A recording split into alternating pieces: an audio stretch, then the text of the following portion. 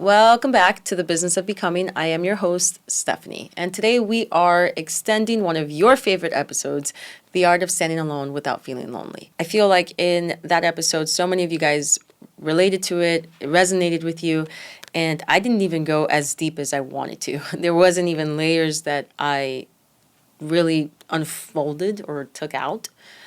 So today I really just kind of want to dive a little deeper with you guys because we've been on a roll of, people feeling behind or you feeling like you're not where you want to be. And maybe, again, this whole purpose and this whole season and this whole time in your life, it's hard and it's uncomfortable and it may suck a little bit if you think negatively. But in reality, it is probably not just the hardest times in your life, but the most transformative times in your life and the ones that you remember the most because you remember the things that made you change. You remember the things that impacted your life. And I really want to dive into, again, not feeling lonely during these times and identifying the difference between solitude and loneliness because there's a huge difference between the two.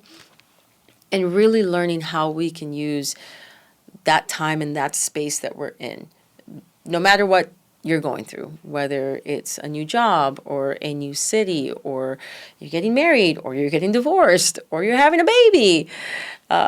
Life changes so fast. And again, I don't want anybody feeling that loneliness is going to bring you down or that solitude is just nobody wants me and thinking the worst about yourself because that's not what we do here in the Business of Becoming. This is a safe place. So if this is not your first time here, I'm so glad you found this episode and I'm so glad that you found this community to be a part of. If you are a returning member of the BOB Club, welcome back home.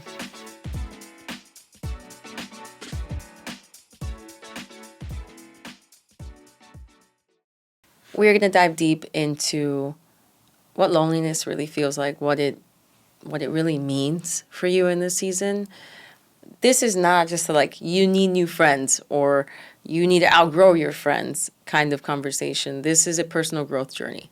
This is where we really dive deep into ourselves and self-reflect and say, okay, I'm going to face and combat the fear that comes with loneliness and solitude and isolation.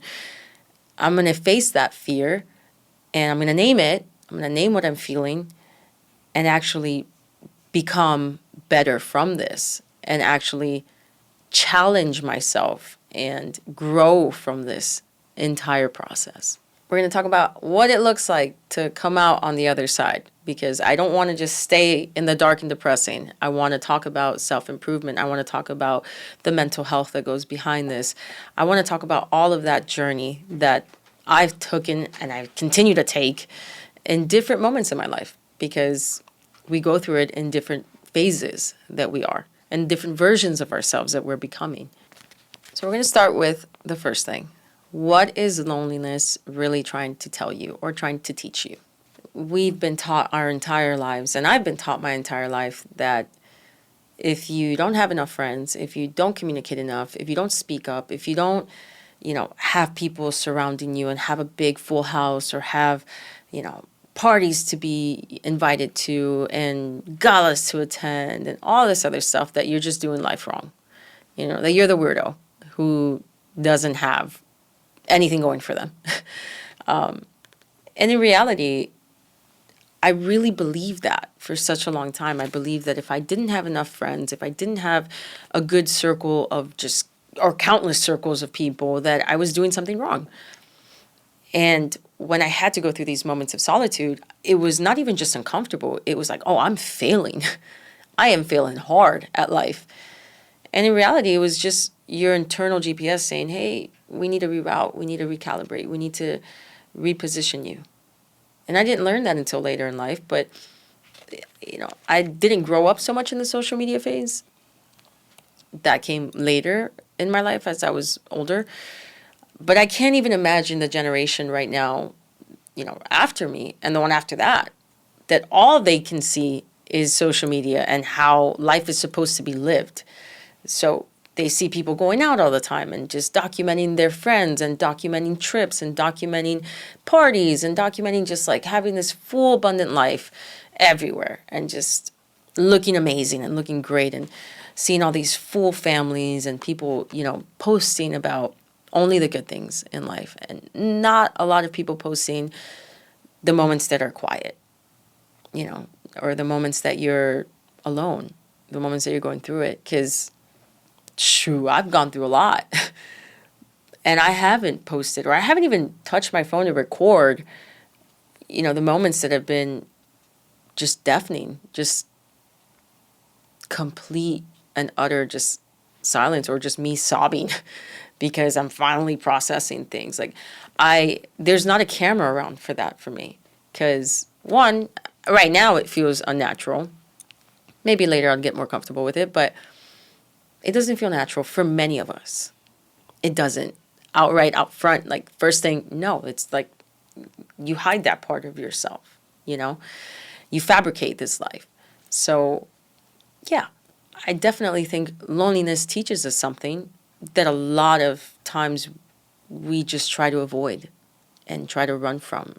So we fill it up with all of these events or groups or church or whatever. It could be a great thing. It could be you doing something charitable, but you are trying to consume yourself with something outside of actually listening to what your internal, northern star, or whatever it is, whatever your spirit, whatever you believe in, what your soul is really going through and what it's trying to tell you. And here is what I want you to hold on to this entire episode. There's a difference between loneliness and solitude. Loneliness is a feeling of absence, is a feeling of just like loss. It's something's missing. Okay? Solitude, it's a state that you're in. And life can either hand you that, or you can choose to be there yourself. Because you can feel lonely in a room filled with people, but you can also be alone and feel completely at peace. You could be in your room or in your office or on a solo vacation and feel completely at peace and not feel lonely. There's a huge difference. And obviously, the goal here is never to feel lonely. It's not. You don't want to feel lonely. That it's going to happen. Absolutely, we are human beings. Life is going to happen. And there's going to be moments in our lives that we will feel lonely. But the cool thing is right now, you get to learn what your loneliness is trying to tell you. What is that aching feeling really trying to describe to you in this moment of your life? And every time in my life that I have felt loneliness and that I have, felt alone or abandoned or whatever the case may be, that feeling that I've had, that aching, just sunk, like that feeling down in the pit of your stomach. Every time I felt that, it's because I have not been out of one season, or I haven't been out of this old version of me, but I haven't yet been in the new version that I'm supposed to be. I'm in that transition zone, right? That gap. I'm not who I was, but I'm not yet who I want to be in this moment. So in that gap, every time for me, that's when I've felt the most lonely, because it can be very confusing, that gap. It can be very overwhelming. It can be very uneasy because you don't got the answers all the time. And the only way through it is through. And you got to keep chipping away until finally you are who you want to be in this version or in this next phase of your life. You're standing, and I'm telling you because I even feel it right now, like I'm standing in between two versions of myself, who I was and who I want to be. And it can feel like failure because it is so disorienting sometimes.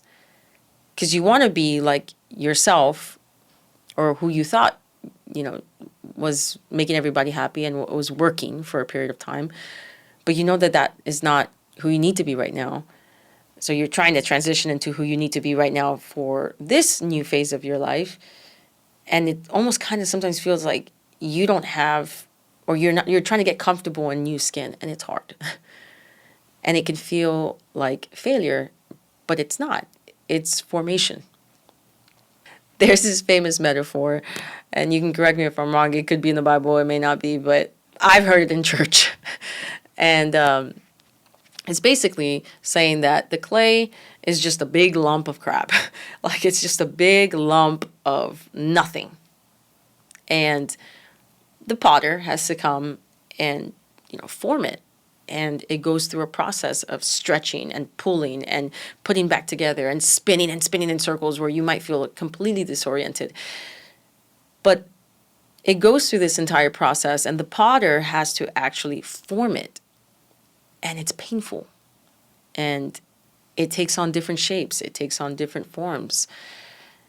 And it's not until finally it takes up its shape that it's supposed to be, where the potter can say, oh, it's done. Do you finally see this lump of load of stuff that just was nothing before turn into something beautiful, turn into something that looked like just a pile of nothing to now something that is not just only useful, but it's beautiful, and it's now has its purpose to be used and to be completed into something. So when loneliness shows up, one, I want you to think of that whole metaphor we just talked about, because I want you to ask yourself this question, not, what's wrong with me and why is everybody leaving me, or why don't I have enough friends anymore? And I want you to ask yourself, what am I being formed into, and what am I being formed for? Not why can't I be in that conversation with these people, but more, what room am I being cleared to actually enter now? The reframe changes everything for you. So don't give up. Loneliness is good. You just got to learn from it. Now we dive into number 2, the noise problem, and why we run from silence. I think one of the root of our loneliness problem is noise. Because especially for high achieving individuals, whether you're a mom, you're a dad, you're a boss, or you're a teacher, whatever it is that you are, but you're constantly on the go. If you find yourself in that, high achieving network of people, you're constantly on the go. And if you're a parent, even more so, your mind is not just thinking of today, it's thinking of tomorrow's lunch, the ballet recital, the graduation, it's just everything that goes on. What's going on with this? Are they getting into this school? Do they need to do tutoring? Like, my whole week is consumed with these kids outside of just the work that I have to do anyways. But that's what, your mind is go, go, go, go, go. There's barely any time for silence. And we also live in like a world of like noise economy, I guess you can say, like where everything is loud. We have social media, we have group chats, we have, 1,000 WhatsApp chats, and not only just the WhatsApp chats, then you have your family chats, then you have your iMessages, then you have the weird ones that have all the green messages, you know who you are. Killing me, guys. Then you have just work things and like emails and Slack and this and that. And don't get me wrong, I am not judging you, because I am a victim of all of these chats myself. But here's what I've realized, that noise is often how we avoid ourselves. And I've shared this because I've shared many stories of how I've avoided confronting what I've been feeling in myself in all the various stages of my life. But I want to say this again. Noise is often how we avoid ourselves. And I hope that this lands with you, because if you have not had a moment to check in on yourself, a legitimate moment to sit down and say, there's nothing on the TV, my phone is in the bathroom, I'm just going to sit here in silence and hear what your body or your mind or those things that you've been suppressing is actually trying to tell you, please check on yourself, because it's important. Like, it is scary too, by the way. You are not alone in this. I mean, I couldn't even get in the car and not put on music or podcasts or something. I could not be in a car in silence. Nah, it was impossible because I didn't want to hear what was going on in my head. I did not want to hear or confront things that I've just shoved down because I didn't want to have to face them and feel them. I wanted to consume it with noise. And when my kids are, especially in the beginning when my kids were with their dad, I filled up my weekend. I filled up to the millisecond that I had to get him back because I could not fathom me as a mom, as their mom, not being with them. I couldn't fathom that. It was a first time for me.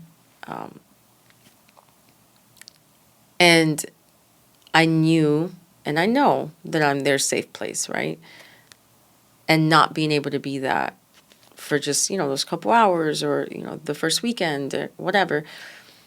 Dude, that was tough. Like, it was the worst feeling. And if you're going through this, and maybe this is, you're saying, well, yeah, I found myself on this podcast because I'm dealing with divorce and, kids and whatnot. It gets better. It doesn't get easier. Doesn't get easier. But it gets better. And kids are resilient and they just love you so much. And you're a great mom, you're a great dad. Because I remember consuming myself and just not wanting to feel anything. I didn't want to feel the loss that I had at that moment because every weekend was planning around my kids. Every day was planning around my kids. And when I didn't have to plan around them, I felt like I was just failing them no matter what. So, not to be depressing, but it happens. And maybe you feel that way too. And you don't want to confront that feeling. Maybe you did what I did for a while, which was I booked vacations, I booked trips, I booked anything to get out of here, and it wasn't like lavish and luxury because, didn't want to spend so much money, but they were just weekends. I'd go to the Keys or I'd go somewhere, I'd go to Orlando, I'd go wherever. I would not stay home. I couldn't. And I think the first time that I actually just acknowledged and welcomed in the stillness was the first time I actually grieved. And the first time I faced that fear of all these questions that I had, all of these doubts that I had about myself, all of these, even negative ways that I was looking at myself was the first time I actually faced them and was able to confront them and say, whoa, that's how I feel right now about myself. And I know it's totally wrong, but I let myself grieve that loss, of a whole complete family and all this other stuff. I let myself grieve. And it's refreshing. It was refreshing. And I can't tell you, like, everything gets better and rainbows and butterflies. And no, because there's a process to everything. But I will tell you, it taught me something that I didn't know. It taught me how to be resilient. It taught me how to, control and really captivate my mind and say, wait, hold up. You might think you feel this way and that your kids may feel this way, but that's not the reality. And I'm going to dive into our thought process a little later, but it's not the reality. And it let me for a second grieve, but also give myself a chance to speak to myself and say, whoa, I may feel this way, but this is not my reality. This is not how I am. This is not even how my kids see me. Personal development does not happen in the noise. It doesn't happen when there's a million people around you and you're just doing busy work. It happens in the stillness. Personal development happens when you actually sit down and just sit with yourself and start self-reflecting, or you sit with a book that's teaching you something on how to deal with things, because you need to learn. You need to feed your body. You need to feed yourself. You need to feed your mind and your soul and your spirit. Because We are in the business of becoming, not in the business of regretting, not in the business of going backwards. We're becoming. And every day it comes with a new challenge. But it's also a new opportunity to develop a new skill or to really shift your mindset, which is kind of like everything we've been talking about here. Give yourself that break. Give yourself that second to just sit with yourself and go through the pain you've been feeling, go through the grief you've been feeling. Even say the things that you've been afraid to say out loud, even if they're huge dreams that you think are nearly impossible. And it scares the hell out of you to say it. Say it. Give yourself this space. Become your own and create your own safe space. Because that's personal growth. Because that's where everything starts to shift for you. And your foundation starts to form for you. It's in these moments where you're just in complete just silence. And no one can, give their opinion to sway what you think of yourself or to move you in any direction that's not for you. Those are those moments. And I promise you, your future self is going to look back and say, man, thank God that I gave myself a chance to breathe and listen to myself. Stillness is where you hear yourself. And in that moment, I wasn't a mom. I wasn't an entrepreneur. I wasn't a leader. I wasn't somebody's boss. I wasn't anything. I was me. I was me. And actually, Jessica Alba posted something the other day for her birthday. And that was so cute because she posted pictures of her now life. And then in the interim, she posted pictures of herself as a kid. And she was talking to herself, basically, saying, how she knows that that little girl would be so proud of where she's at, no matter what struggles and challenges that she's been through. She posted that, and I saw it, and it really just hit me, again. And I just started looking, and obviously, within the last couple of weeks, my grandma passed, and it's been really difficult for me and my family. But it's also been a time for us to cherish the 87 years that we had with her, and to see all these old photos and all these things that she's kept. And I found so many pictures of myself as a child and with my family and with my siblings and with my cousins. And I just looked at that little girl, and it tore me up in a way, because I was like, oh, she has no idea what's going to happen in her life. But at the same time, I was like, man, she also has no idea that she's going to go through some crazy stuff, but she's also going to be pretty freaking great. And she's going to be a cornerstone for two little babies that are going to rely on her for everything. And I see it. And I see the joy that they've brought me. I see the joy that they've brought my mom and my dad and my siblings and their cousins. And I just look at all of these things, and I'm just like, man, I'm not where I want to be yet, but I've come a long way.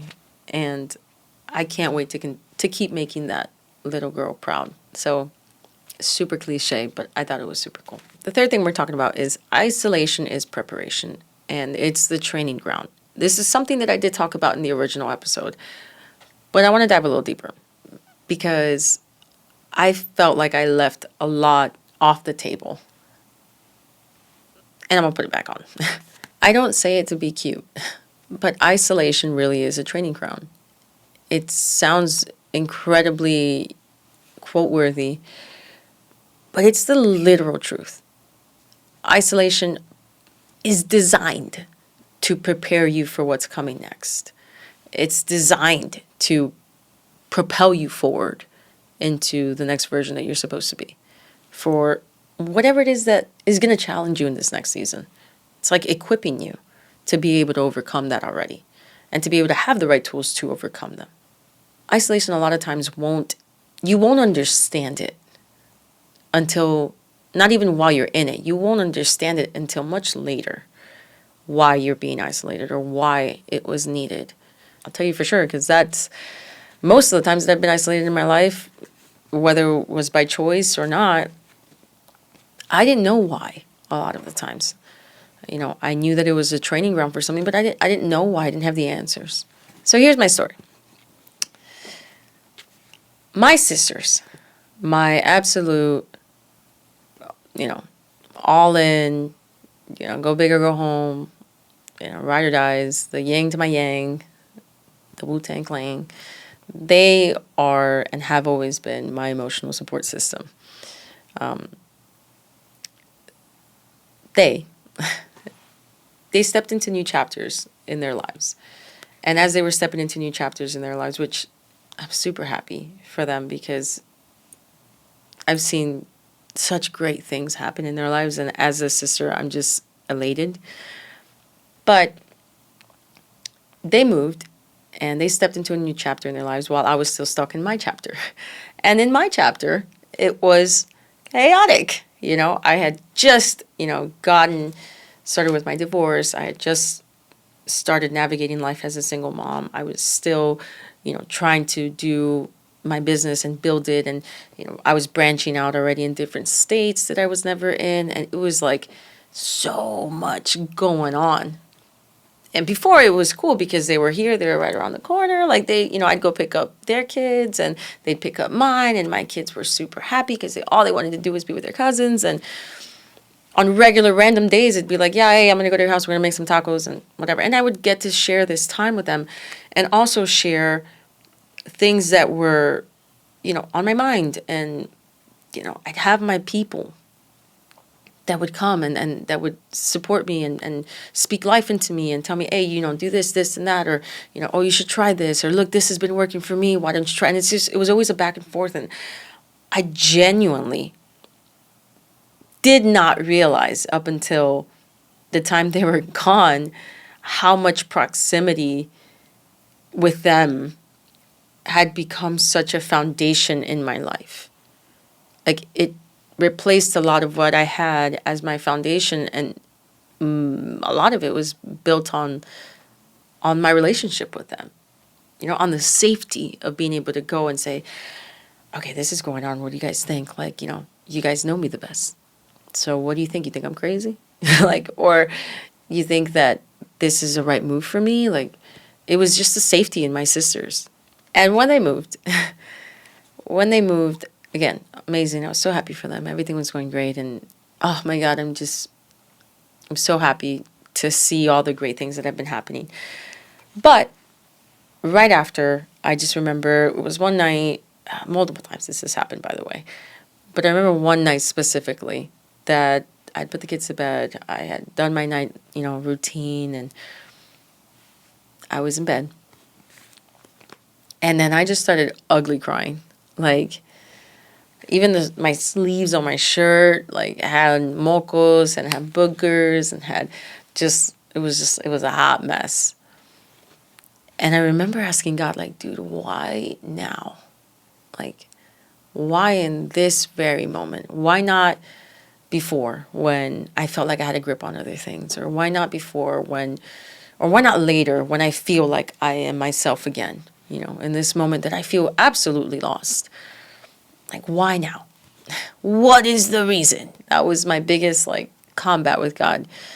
It felt like Russell Crowe in Gladiator. Are you not entertained with my chaos, God? It was insane. And I finally was able to sit in the quiet and the silence and grieve, not that I lost them, because thankfully they're still here and we still talk all the time, but grieve the proximity, grieve that I may have taken for granted, and realize that, dang, that's going to be a loss, But here's where the shift started to change for me, with time. I realized that they were my emotional safety net, and it's so easy for you to do that with people that love you and that know you and that know your story. It's so easy for you to run to them and seek counsel and seek community, because that is such a gift and that is a good thing. It is a great thing if you have. But in my case, I had really replaced, and it's nobody's fault. It's kind of something that just happened without me even noticing, that I replaced my foundation that I had, which was my security, with God, because that's me, right? That's my spiritual foundation is God. And that replaced that with the safety net of, my sisters. And it's no blame to anybody. It was something that I did. I leaned in too much because it was comfortable, because I knew they loved me. And I knew that it was something physical, that I can go to, I can run to, I can talk to, and they were going to give me wise counsel, 100%, they had. But at the same time, I would run there first, rather than run to what I used to run to first, which was God. And I realized that not during that whole process, I realized that as I was getting out of this isolation, like, I then was like, oh, this is probably why this happened at this time. Because in the most critical moments of my life, where my whole life is changing and, my identity is even changing, this new version of myself that I'm trying to become, like who I was and now who I am, I can't lean on anybody else. Like, I can't. And finally, like, it was like, oh, that's why this probably happened at this time. It was not just a coincidence that my life was falling apart and, my emotional security blanket was leaving. Like, it's not a coincidence. I genuinely believe that. And I'm so grateful that I was able to sit in my silence and look at the isolation and learn from it and say, oh, I know exactly now where I have to go to, and where maybe I kind of detoured a bit in this time. Because people have their own seasons and people grow and they go into different phases of their lives, and you have to be somebody that is rooting for other people, especially the people that you love. Don't you dare dog, whatever season they're going through in their lives. Like, you're supposed to support and lift up. And as much as it pained me, I was always going to support and lift up, because that's what you do with people that you love. You nourish them. You don't yank the roots out and just leave them out, to dry out. No, you nourish them with, you're going to be great. This is going to be a great transition for you. You water that plant. No, I know it might feel scary, but you got this. Listen to this or hear this or read this book or whatever, but like, you're supporting this decision that this chapter in their life is bringing. You can't replace your foundation with community. And I've seen this happen with so many people. And I've been there myself, where your foundation is only based off of the people that are around you. Because the moment that they leave, because it's going to happen, people have different phases in their life, like I said, like, people grow, people change, people move, and distance can happen. Like, or they get pregnant, they get married, like, they walk into another chapter of their life. And if your foundation is your community only, like, isn't no bueno for you, my dear. Because you're always going to be moved and shifted, and just your life is going to be just surrounded by what happens to other people, not by what's happening to you. And there's no growth in that. It's a vicious cycle of you being maybe a doormat or of you just looking at somebody else's life and expecting your life to plan out that way and then get discouraged when it doesn't. So no, it's great to have community. And please, if you don't have it, I mean, this is a community, B.O.B. That loneliness and that isolation really was God's way of telling me, hey, come back. There's things I need to do in you, through you, for you, that I can't do around noise, that I can't do around other people that they want to, do good. It's not that they don't, but you need to hear me first. And that's struck a nerve. What came out of that season in my life was more clarity and understanding of who I was and where I was in my life, and finally being able to place my feet on some sort of solid ground and start to walk. Not run, not, leap, and no, because it's been a journey. And if you know me, you know it's been a journey. But it got my feet on solid ground. And it allowed me to appreciate my isolation and really just say, oh, now I know what to do with that time. Now I know what to do with that time and block out the noise and block out everything that was consuming me to know where my feet are headed, to know where I'm supposed to be going. Real quick, if this episode is hitting and you find yourself suffering in silence with your loneliness, or you know somebody who's suffering in silence with your loneliness, you're not late, you're just early to your party of getting your life together and really finding a community that loves you and that's here to reach out. So don't forget to hit the like and subscribe button. So the next step I'm going to talk about is, and I've shared this on a couple of episodes, is the identity gap. That's the next thing I want to talk about, is the identity gap, because it is, the version of you that's in between who you were and who you want to be, right? So there's 3 things that happen specifically during that time. So I'm going to give you guys some more like practical tools. So the first thing that usually happens in that identity gap is a shedding process. The shedding process is the job that once used to fulfill you now feels hollow. The relationships that used to excite you and bring energy to you are now draining you. It starts to feel like your home now feels like a cage. And you might try to change that externally by maybe going to a new city, by maybe getting a new job, by getting new friends. All of these things you can do externally during the shedding process of your identity gap. But in reality, the identity gap and that shedding process is an internal thing. Because no matter what you do and how you do it or who you do it with, the same issues are going to pop up in another relationship, in another job, because you haven't done the inner work.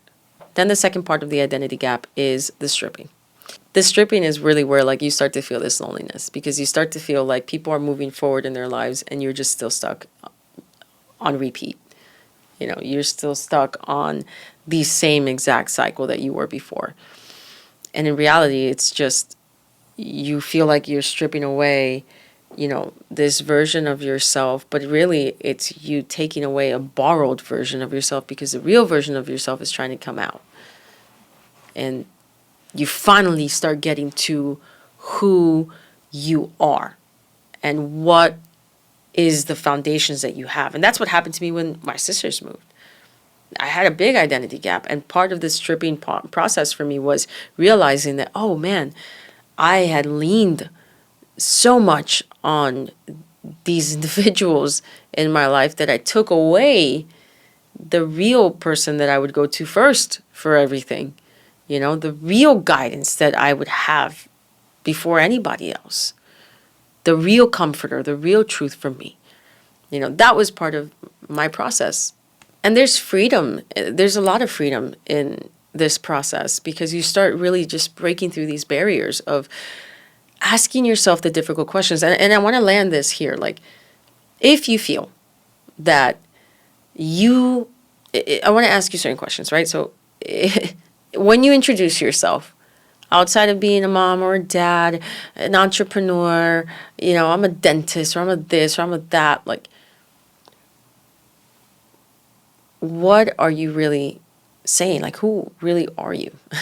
What do you love? What are you afraid of? What are you afraid to say out loud?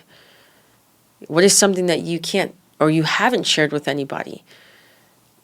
If those questions make you uncomfortable, then maybe you are in that stage 2 right now, this stripping version.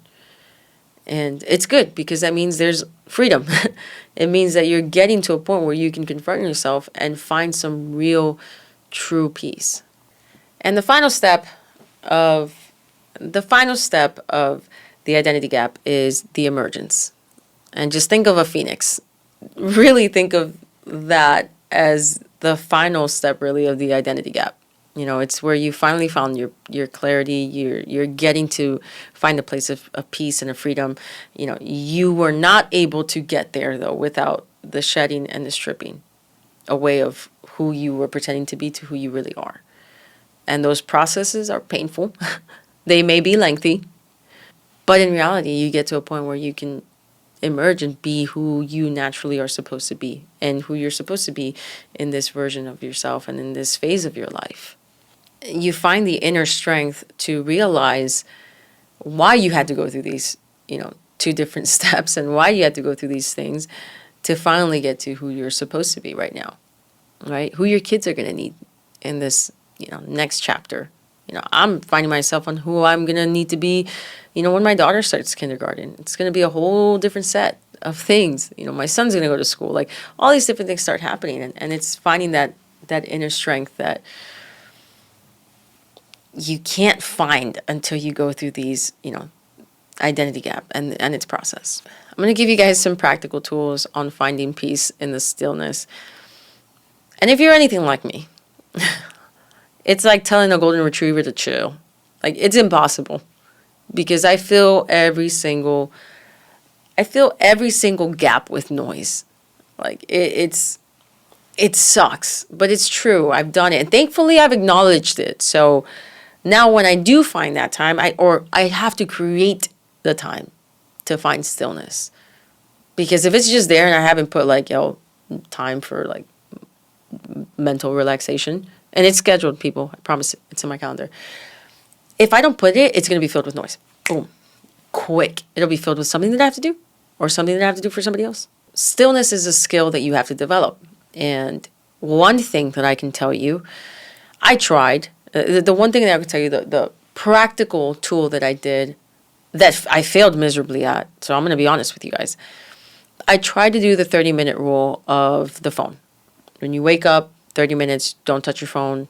Just go, on your day, the whole nine. I failed miserably. I wish I was better. But if you're like me, and you run businesses and you have children, and if you have overnights, with your children at their dad's or whatever, the first thing I do is grab my phone just to make sure there wasn't an emergency, make sure that I wasn't needed, making sure that there wasn't a huge fire that I had to blow out. But here's my tool. Here's what I've done that still kind of gave me some sort of peace and ability to find stillness. Instead of automatically going to in response mode, I take a glance, I look, okay, is anything here urgent? And if it's not, I turn it over, and I don't go on social media. I don't go through the emails.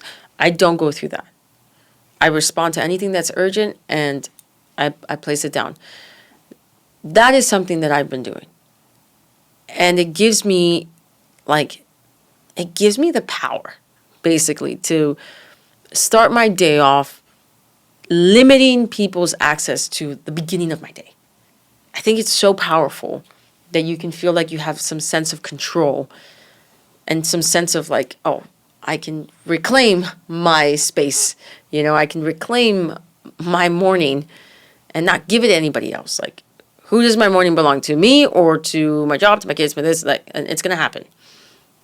I mean, look, sometimes I get woken up by some stinky little breath, just saying Mama, I want my bottle. And my morning is now taken over by my children, and it's going to happen. But on the days that I can, that I actually wake up alone, or that I wake up without, the kids waking up first, I've claimed that moment for myself. And if you have the chance, it doesn't have to be go sit down and journal or sit down and pray. If you can do that, awesome. Kudos to you. I've done it multiple times, and I love that. But I'm in that season of my life that it's nearly impossible to do that first thing in the morning. So first thing I do is I open my blinds. I let the sun come in. I go take a drink of water, a big friggin' chug of water, because that was something that I wasn't doing. I was depleting myself. And I do it. And I feel okay, I started my morning. I'm doing what's right. I'm doing something healthy and positive and reclaiming that. And I have my morning routine even with my kid. When I go to school, I take her to school. And we say, okay, what are we grateful for? She knows that in the morning, we don't play any kind of music other than praise and worship, because we thank God for this day. And sometimes she gets pissed because she wants to hear, the K-pop songs and all this other stuff. But she's already gotten used to my rhythm. And she knows that she has to come in saying something that she's grateful for. And that's our routine. Second thing I would tell you to try and find stillness, right, is something that I've been learning. I don't journal. I've tried.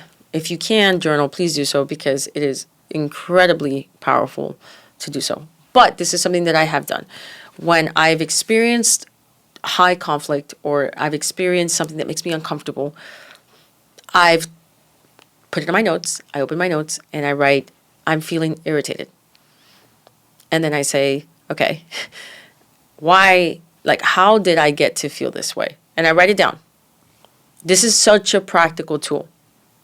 You label it, you tame it.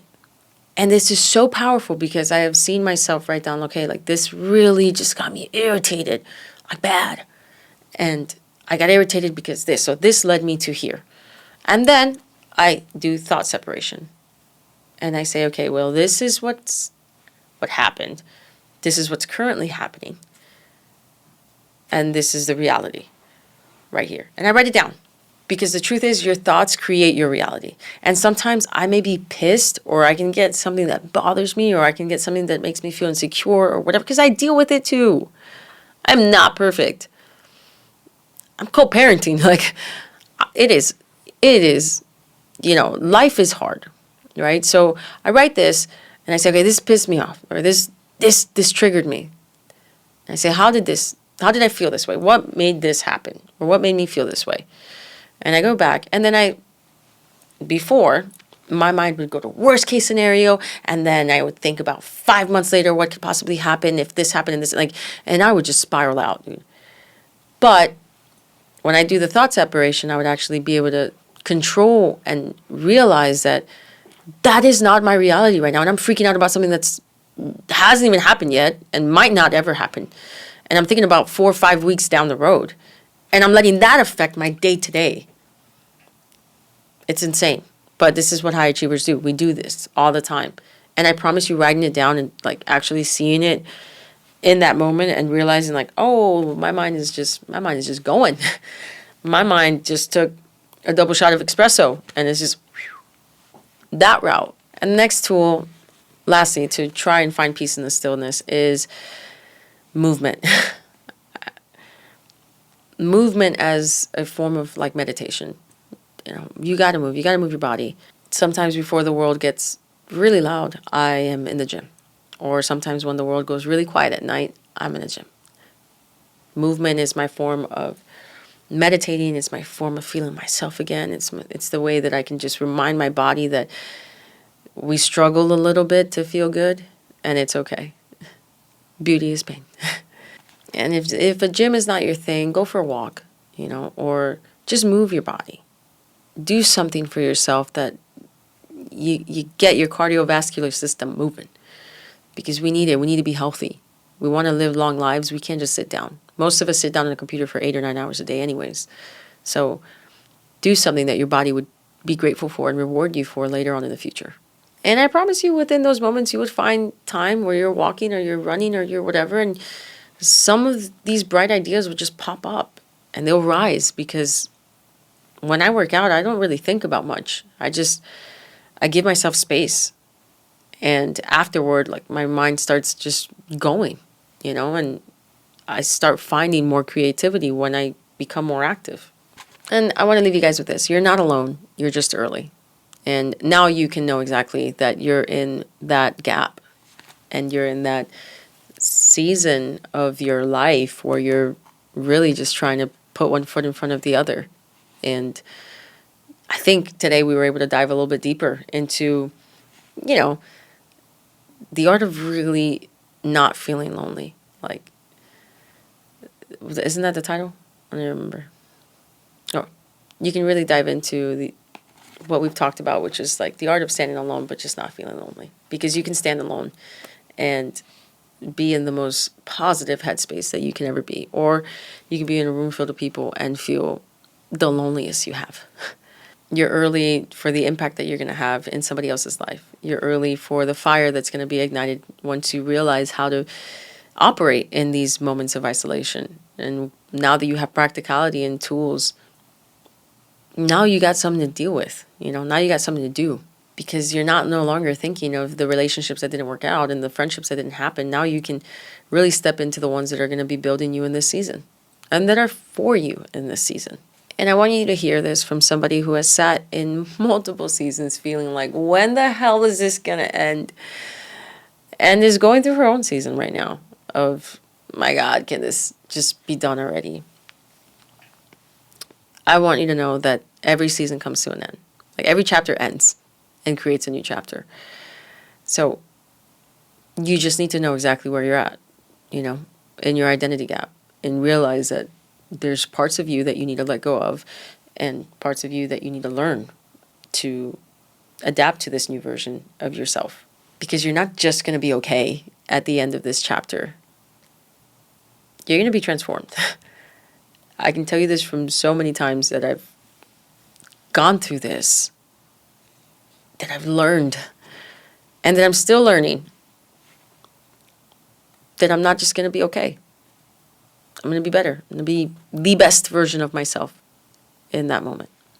So you got to come out rooted in a foundation that won't break. And this is pivotal tools that I'm giving you guys that has changed my life and the way I've operated and the way that I've even handled relationships and friendships and business and being a parent, like everything. Standing alone doesn't mean that you are missing something and that you're missing the mark. It just means that you are maturing into somebody that is going to be somebody for somebody else. And you will be stepping into a season in your life that only somebody, like specifically, will need you in. The right people will need you in. The right group will see how you fit there and carry influence and carry, this enlightenment that is going to be given to you. So keep going in the quiet. Keep going in the moments where loneliness will creep in. Keep going in the isolation. It's silent, but it's loud. So love you guys. Thank you so much for having this conversation with me and sticking it through with me. I love sharing with you guys my highs and my lows and everything in between. Tell me what season or what phase you're in right now. Are you in the shedding, the stripping, or in the emergence? Drop a little emoji of a freaking phoenix if that's where you're at. I read all your comments and I love engaging with you guys. So drop a comment, like, and subscribe. I'll see you guys in the next one.